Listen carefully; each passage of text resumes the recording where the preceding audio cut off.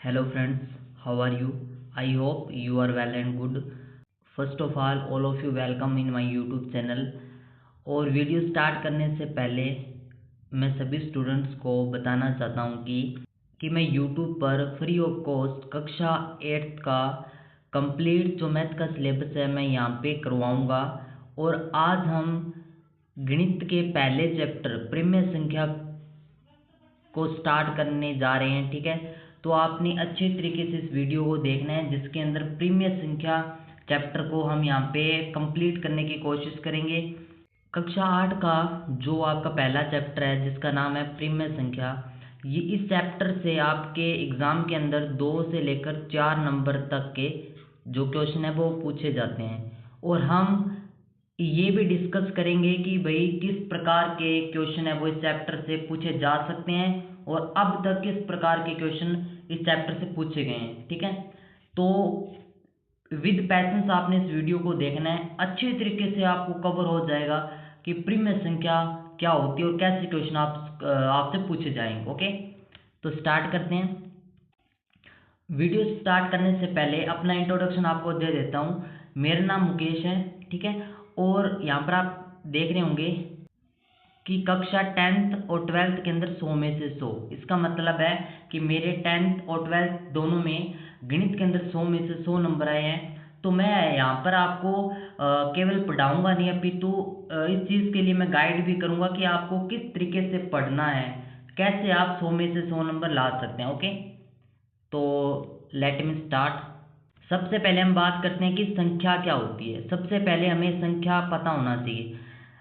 आपने एक चीज़ पढ़ा होगा कि जैसे कि 1 2 3 4 5 6 7 8 और 9 और एक होता है 0।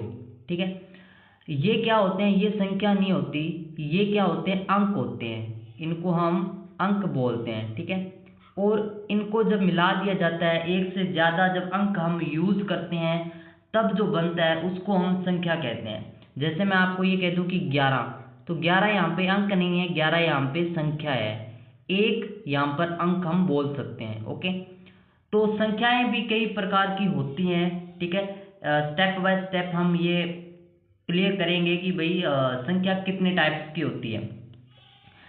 सबसे पहले हम बात करते हैं प्राकृत संख्या के बारे में, जिसे इंग्लिश में नेचुरल नंबर बोला जाता है। प्राकृत संख्या या नेचुरल नंबर वे संख्या होती है जिनका उपयोग हम गिनती के लिए करते हैं। जैसे 1 2 3 4 5 ऐसे करते करते इन्फिनाइट तक होती है। ठीक है, उसको हम क्या बोलते हैं? प्राकृत संख्या बोला जाता है। जनरली इसको लिखने का तरीका होता है एन के द्वारा इसको हम डिनोट करते हैं। ओके, तो प्राकृत संख्या आप समझ गए होंगे, ऐसी संख्या जिसका यूज हम गिनती के लिए करते हैं। और एक बात हमेशा याद रखना कि जो प्राकृत संख्या होती है उसके अंदर कभी भी 0 शामिल नहीं होता और ना ही उसके अंदर नेगेटिव संख्या शामिल होती है। 1 से शुरू होगी और धनात्मक इन्फिनिटिव तक जाएगी। ओके, अब आपसे पूछा जा सकता है कि भाई सबसे छोटी प्राकृत संख्या बताओ, तो सबसे छोटी प्राकृत संख्या होगी वो होगी 1। ओके, आगे हम बात करते हैं पूर्ण संख्या के बारे में, जिसको इंग्लिश में होल नंबर बोला जाता है। पूर्ण संख्या या फिर होल नंबर वे संख्या होती है जिनमें 0 और सभी प्राकृत संख्या शामिल होती है। मतलब हमने पढ़ा 1 से लेकर जो इन्फिनिटिव तक जाए उसको हम क्या कहते हैं? प्राकृत संख्या कहते हैं। इस प्राकृत संख्या के अंदर यदि हम 0 को ऐड कर दें तो वो संख्या बन जाती है हमारी पूर्ण संख्या, या जिसको होल नंबर कहते हैं। इसको हम जनरली W के द्वारा शो करते हैं। ओके, अब आपसे ये क्वेश्चन पूछा जा सकता है कि भाई सबसे छोटी पूर्ण संख्या बताओ, तो सबसे छोटी जो पूर्ण संख्या होगी वो क्या होगी? 0 होगी। 0 सबसे छोटी पूर्ण संख्या होगी। ओके, आगे हम बात करते हैं पूर्णांक संख्या। पूर्णांक संख्या जिसे इंग्लिश में इंटीजर कहते हैं, वे संख्या होती हैं जिनमें धनात्मक संख्या, ऋणात्मक संख्या और शून्य तीनों शामिल होती हैं। जैसे यहाँ पे 0 है, इसके इस साइड यहाँ पे पॉजिटिव संख्या चल रही है और इसके इस साइड यहाँ पे नेगेटिव संख्या चल रही है। यानी पूर्णांक संख्या वो संख्या होती है जिसके अंदर 0 शामिल होती है, धनात्मक संख्याएं शामिल होती हैं, ऋणात्मक संख्याएं शामिल होती हैं, उसको हम पूर्णांक संख्या बोलते हैं। ओके, पूर्णांक संख्या को i से डिनोट किया जाता है। ठीक है, ये बात आपको ध्यान रखनी है। आगे हम बात करते हैं प्रीम्य संख्या के बारे में, जो हमारा मेन टॉपिक है। प्रीम्य संख्या या जिसे इंग्लिश में हम रेशनल नंबर बोलते हैं। प्रीम्य संख्या वह संख्या होती है जिसे भिन्न या फ्रैक्शन के रूप में लिखा जा सकता है, यानी ऐसी संख्या जिसे हम p/q के रूप में लिख सकते हैं, उसको हम प्रीम्य संख्या कहते हैं। और यहाँ पे ध्यान रखने वाली बात यह है कि जो q है या जो हर होता है वो 0 नहीं हो सकता। 0 क्यों नहीं हो सकता, ये मैं आपको बताता हूँ। सबसे पहले आप ये समझिए कि प्रीम्य संख्या होती क्या है। ऐसी संख्या जिसको हम p/q की फॉर्म में लिख सकते हैं, उसको हम प्रीम्य संख्या बोलते हैं। ठीक है, जैसे एग्जाम्पल है यहाँ पे 3/4, ठीक है, -1/2, इसको p/q के फॉर्म के अंदर हम लिख सकते हैं, तो इसलिए इसको हम प्रीम्य संख्या बोलेंगे। ऐसे भी हो सकता है कि जैसे 5 हो जाए, 6 हो जाए, ये भी प्रीम्य संख्या है क्योंकि इनके नीचे एक होता है, इस वजह से हम इसको प्रीम्य संख्या बोलते हैं। 0 होती है, 0 भी एक प्रीम्य संख्या होती है क्योंकि 0 के नीचे हम 1 लिख सकते हैं और 0 के अंदर 1 का भाग देंगे तो 0 ही आएगा। लेकिन यहाँ पे क्वेश्चन ये आ रहा है कि p/q की फॉर्म के अंदर हम जनरली किसी भी प्रीम्य संख्या को लिख सकते हैं, बट q बराबर कभी भी 0 नहीं हो सकता। क्यों नहीं हो सकता? किसी भी संख्या में जब हम 0 का भाग देते हैं ना, तो वो भाग देते हैं वो कभी खत्म नहीं होता, यानी अनंत तक चलता है। इस वजह से हम q बराबर 0 नहीं ले सकते। जैसे मैं आपको ये कहूँ कि भाई 1/0, यहाँ पे q को मैंने 0 ले लिया। अब 1 में आप 0 का भाग दोगे ना, तो ये कभी भी खत्म नहीं होगा, यानी इसका जो आंसर आएगा वो इनफिनाइट आएगा। इनफिनाइट का मतलब होता है अनंत, हमें पता नहीं हो सकता, कैन नॉट बी डिस्क्राइब, उसको हम कहते हैं अनंत या फिर इनफिनाइट कहते हैं। ठीक है, तो आप समझ गए होंगे कि q बराबर हम 0 नहीं ले सकते, इसका रीज़न ये होता है। ओके, एक चीज़ और आपको समझनी है कि जो प्रीम्य संख्या है वो माइनस में भी हो सकती है। ठीक है, जैसे यहाँ पर -2/5 लिखा है। इसके अलावा एक अप्रीम्य संख्या होती है, जैसे कि जो रूट वाली संख्याएं होती है, जैसे √3 हो गया, √5 हो गया, √7 हो गया। इसके अलावा जो पाई होती है वो भी एक अप्रीम्य संख्या होती है। ठीक है, ये आपको ध्यान रखना है। अब हम बात करते हैं प्रीम्य संख्याओं के गुणधर्म। यहाँ से बोर्ड एग्जामिनेशन के अंदर एक क्वेश्चन पूछा गया था कि भाई प्रीम्य संख्याओं के गुणधर्म लिखिए, यानी प्रीम्य संख्या के पास क्या क्या प्रॉपर्टीज होती हैं वो हम यहाँ पे डिस्कस करेंगे।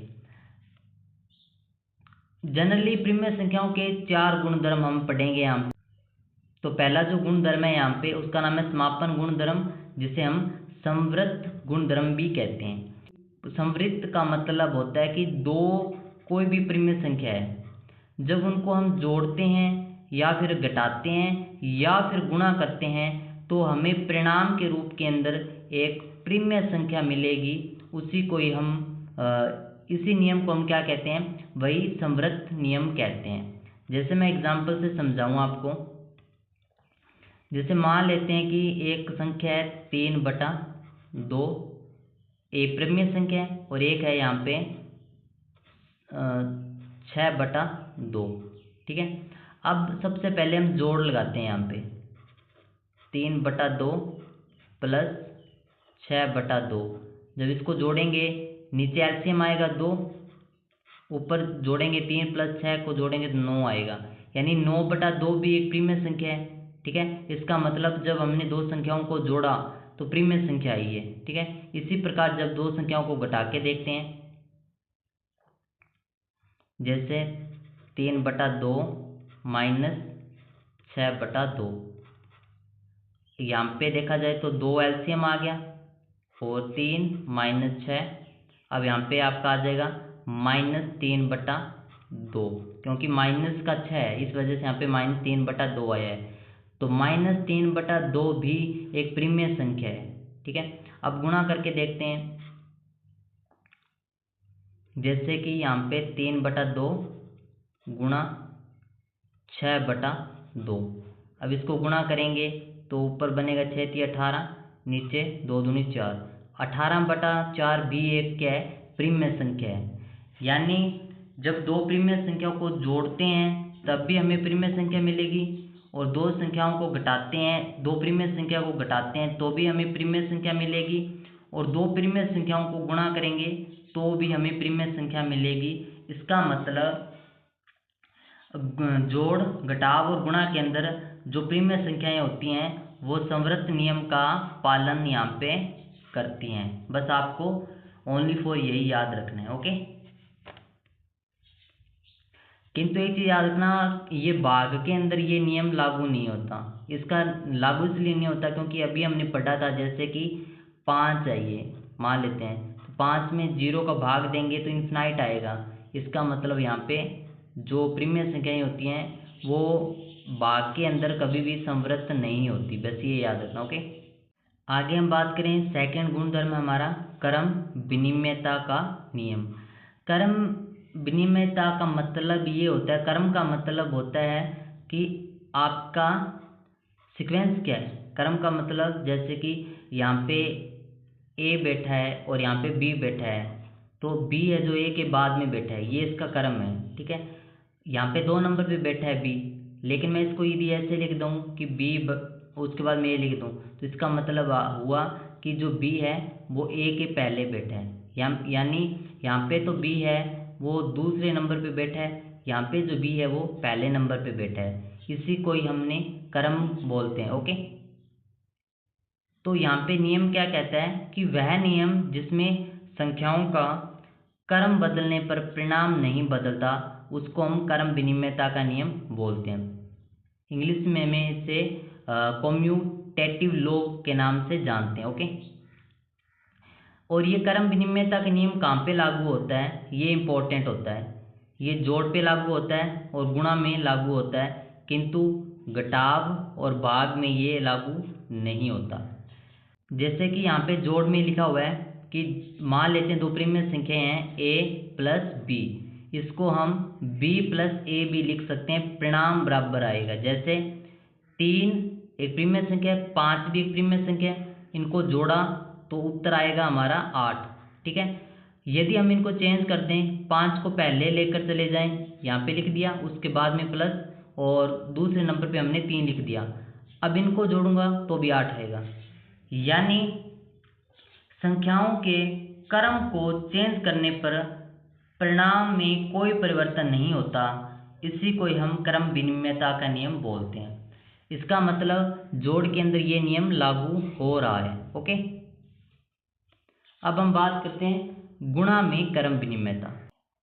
जैसे कि यहाँ पे a और b दोनों प्रीमियर संख्या है, इनको जब गुणा करेंगे तो जो परिणाम आएगा ना, और वो परिणाम बराबर होगा जब b और a को गुणा करेंगे उस परिणाम के बराबर होगा।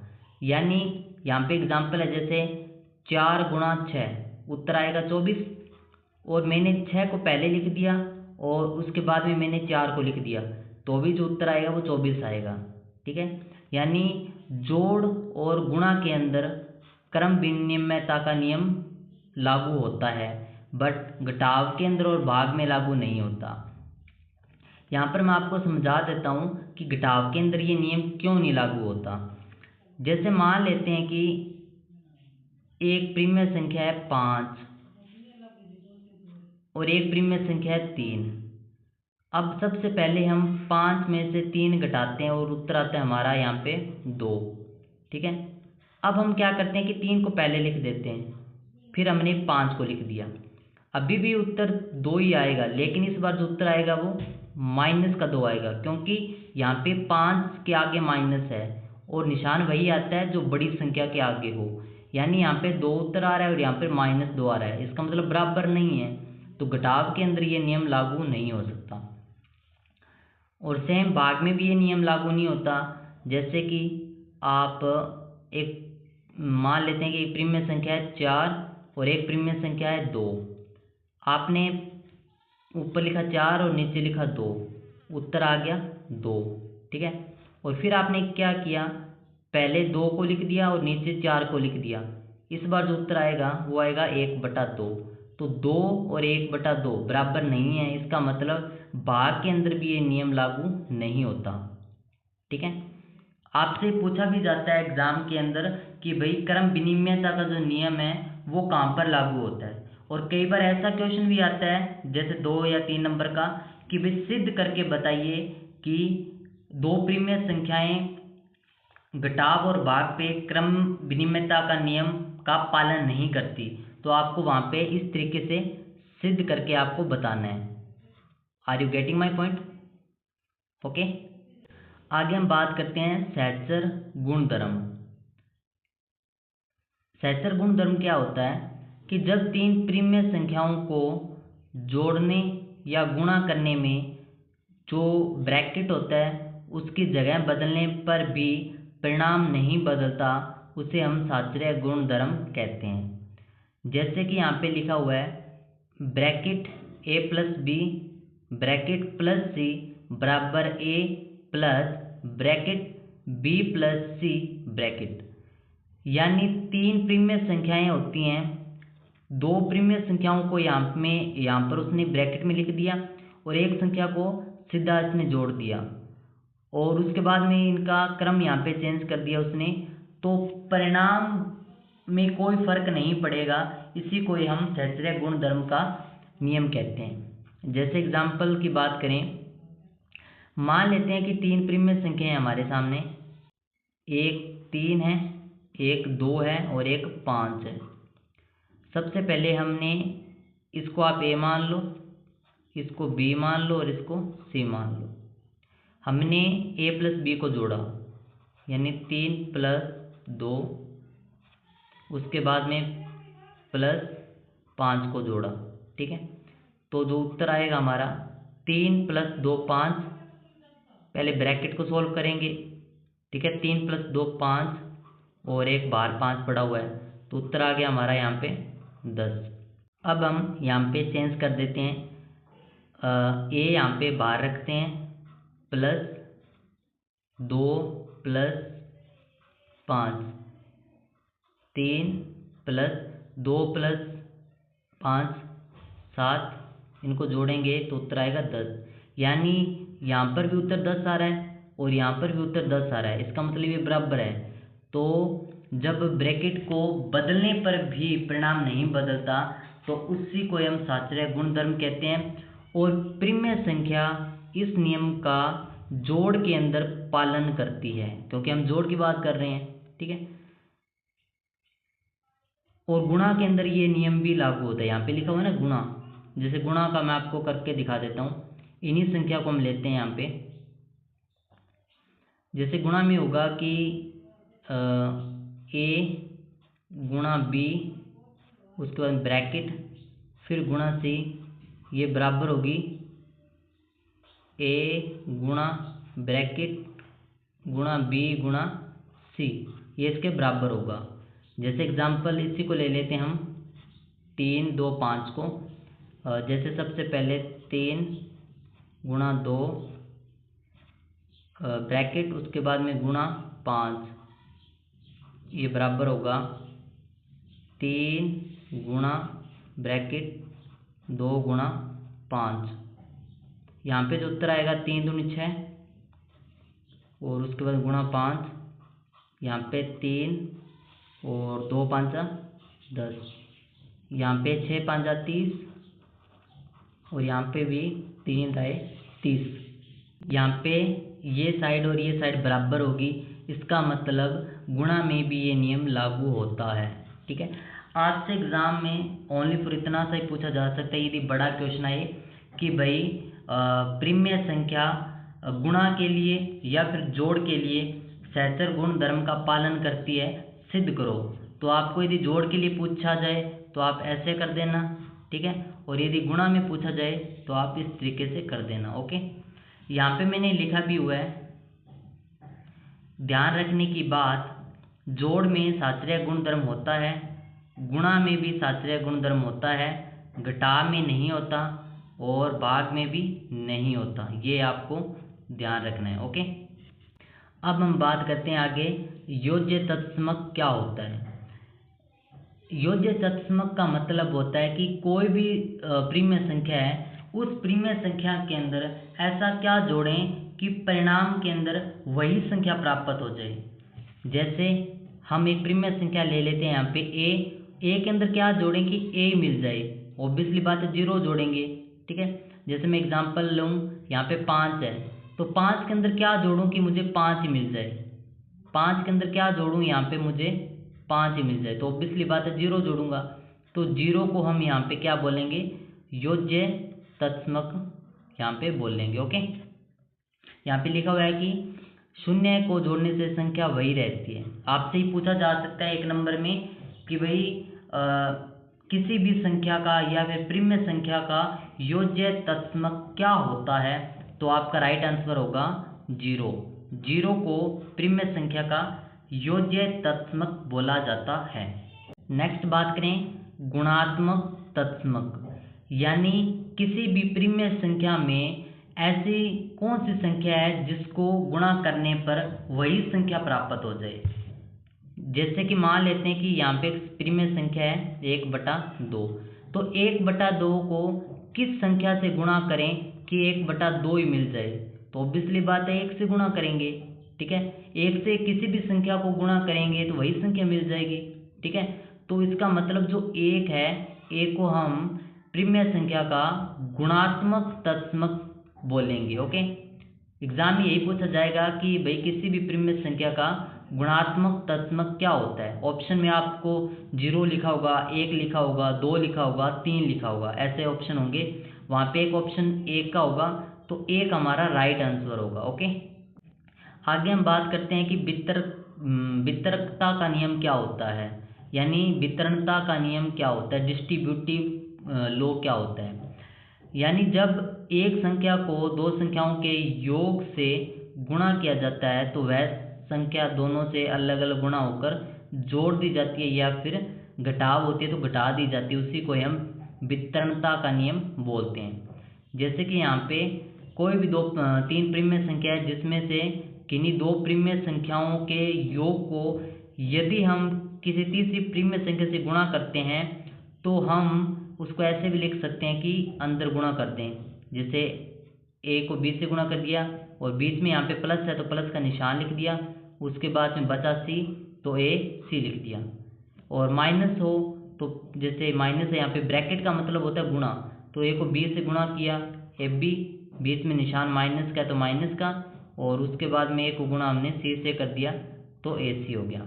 इसी को ही हम वितरकता का नियम बोलते हैं। और ये वितरकता का जो नियम होता है योग और व्यकलन पर, यानी जोड़ और घटाव पर लागू होता है।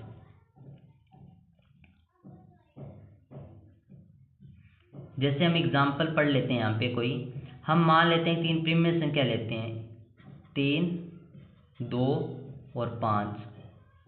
अब हम क्या करते हैं कि 3 बाहर रखते हैं, 2 + 5।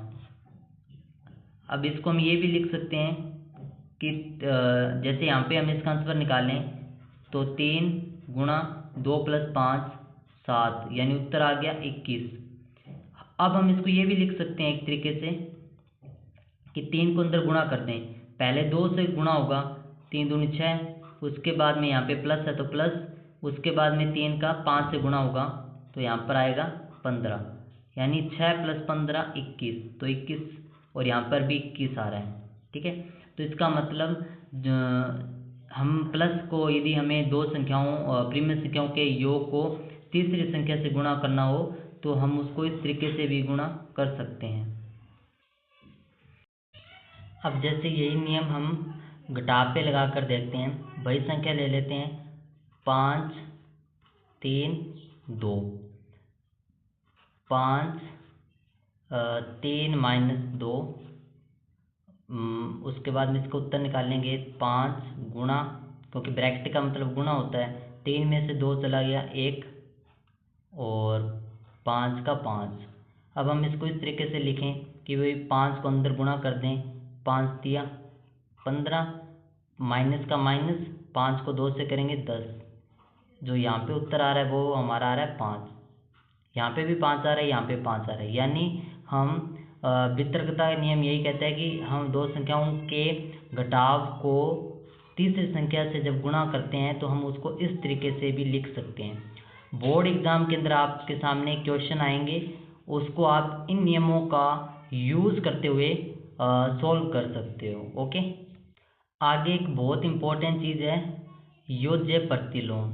योज्य प्रतिलोम का मतलब ये होता है कोई भी प्रीमिय संख्या है तो उस प्रीमिय संख्या के अंदर हम क्या जोड़ें कि भाई जो उत्तर है वो 0 आ जाए। यानी मान लेते हैं कि कोई संख्या है 5, तो 5 के अंदर मैं क्या जोड़ूं कि 0 मिल जाए मुझे। तो ऑब्वियसली बात है कि मुझे माइनस का 5 जोड़ना होगा।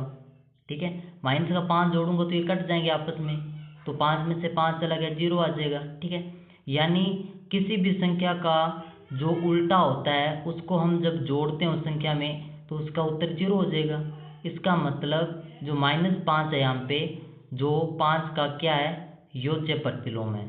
आपको ऐसा क्वेश्चन पूछा जाएगा जैसे कि मान लेते हैं कि 7 है, आपको कहेंगे कि भी 7 का योज्य प्रतिलोम बताओ। योज्य का मतलब होता है जोड़ और प्रतिलोम का मतलब होता है उल्टा। आपको कुछ नहीं करना, 7 का 7 लिखो।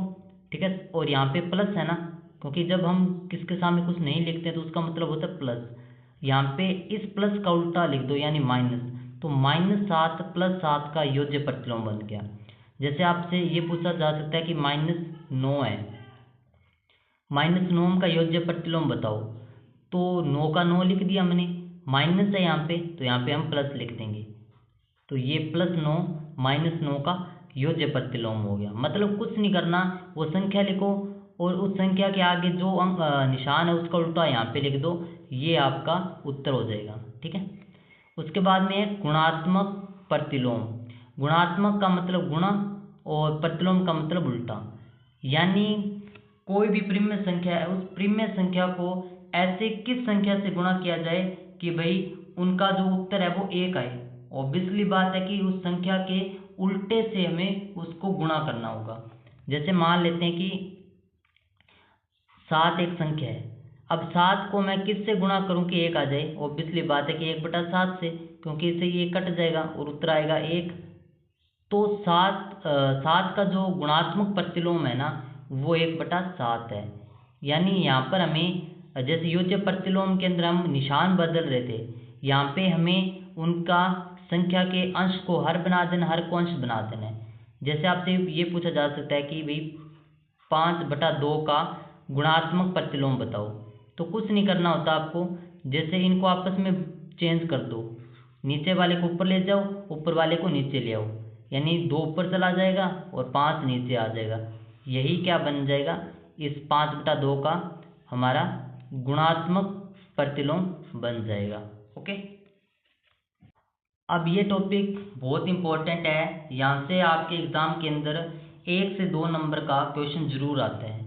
आपसे ये कहेगा कि भाई दो संख्याएं प्रीमिय संख्या आपको दे देगा, जैसे 1/2 और 3/4, और पूछेगा कि भाई इनके बीच प्रीमिय संख्या बताओ। एक बात हमेशा याद रखना, जैसे यहाँ पे लिखा हुआ है मैंने कि दो प्रीमिय संख्याओं के बीच अनंत इनफिनाइट प्रीमिय संख्या होती हैं। हम दो संख्याओं के बीच कितनी प्रीमिय संख्या ये पता नहीं कर सकते। ठीक है, लेकिन हमें तो क्वेश्चन ये पूछा जाएगा कि भाई दो प्रीमिय संख्याओं के बीच कोई एक प्रीमिय संख्या बताओ, तो हमें कुछ नहीं करना होता। जैसे यहाँ पे एग्जाम्पल के लिए 1/2 और 3/4 के बीच हमें प्रीमिय संख्या बतानी है। कुछ नहीं करना होता, हमें 1/2 लिख दो प्लस उन दोनों को जोड़ दो। ठीक है, जैसे मैंने जोड़ा 1/2 प्लस 3/4, 4 यहाँ पर एलसीएम आ गया, और उसके बाद में एलसीएम और उनको जब जोड़ेंगे तो 5/4 आ जाएगा। उसके बाद हमें 2 से भाग देना है, जैसे 5/4 को 2 से भाग देंगे, तो भाग कैसे देंगे, जैसे ये 5/4 है और इसका मतलब क्या होता है भाग, और 5/4 को 5/4 रहने दो, और ये जो भाग है इसको गुणा बना दो। ये जो 2 है ना उसको ऐसे लिख दो, उल्टा लिख दो, क्योंकि 2 के नीचे 1 है, 1 को ऊपर ले जाओ, 2 को नीचे ले आओ, तो जो 5/8 आ गया, क्योंकि गुणा हो जाएंगे नीचे। 5/8 हमारी एक प्रीमिय संख्या है। ठीक है, आपसे ये भी पूछा जा सकता है कि भाई दो प्रीमिय संख्याओं का माध्य ज्ञात करो।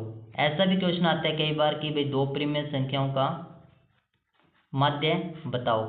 यदि ऐसा आ जाए तब भी आपको यही करना है, और दो प्रीमिय संख्याओं के बीच प्रीमिय संख्या फाइंड आउट करो, तब भी आपको यही तरीका लगाना है। ओके, मैं एक और एग्जांपल आपको लेकर यहाँ पे बता देता हूँ। जैसे मान लेते हैं कि कोई संख्या है, यहाँ पे प्रीमिय संख्या है 5/7 और एक संख्या है यहाँ पे 6/7। इनके बीच हमें प्रीमिय संख्या ज्ञात करनी है। कुछ नहीं करना, इनको जोड़ दो। 5/7 प्लस 6/7, नीचे एलसीएम 7 आ गया। ठीक है, और 5 + 6 को जोड़ेंगे तो 11 आ जाएगा, यानी 11/7 हमारी प्रीमिय संख्या है। ओके, आज की वीडियो के अंदर हमने जितने भी टॉपिक थे हमारे प्रीमिय संख्या के, चाहे गुणधर्म हो, चाहे वो योज्य प्रतिलोम, गुणात्मक प्रतिलोम, ठीक है, योज्य तत्समक हो, गुणात्मक तत्समक हो, और प्रीमिय संख्या ज्ञात करनी हो, इन सब को हमने यहाँ पे क्लियर कर लिया है। ठीक है, और नेक्स्ट जो वीडियो आएगी उसमें हम जो भी महत्वपूर्ण उदाहरण है आपके बुक के वो करेंगे। इसके अलावा आपके बोर्ड एग्जामिनेशन के अंदर जो भी पिछले 3 या 4 साल के अंदर जो भी इस चैप्टर से रिलेटेड जो भी क्वेश्चन पूछे गए हैं उनको हम यहाँ पे डिस्कस करेंगे। ठीक है, आज के लिए बस इतना। Thank you so much.